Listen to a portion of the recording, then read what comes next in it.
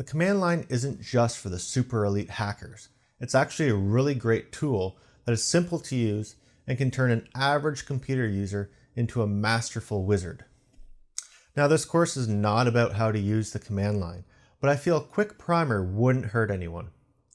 This lecture will talk about some of the basic commands we will use throughout the course. By the end of this lecture, you should be comfortable with basic navigation around the file system and your project structure.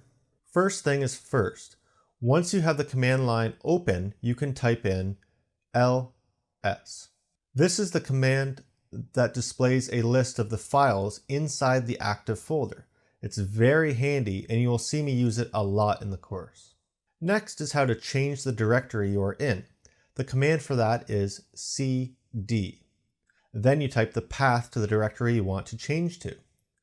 If you want to go back one directory, you can use cd space ...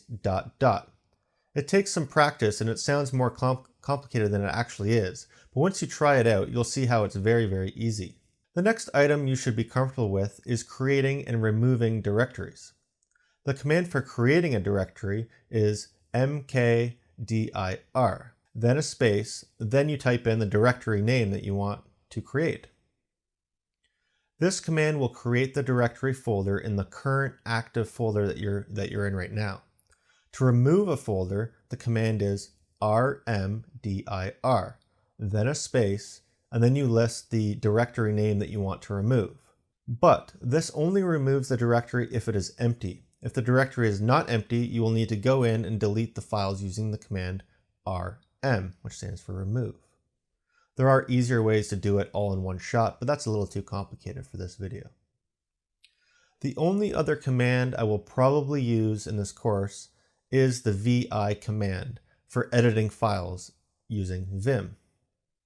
So to recap, we will be using the command line a lot in this course because Rails uses it a lot, but only with a few commands. There are thousands of commands you could learn, but let's not overcrowd our brains just yet.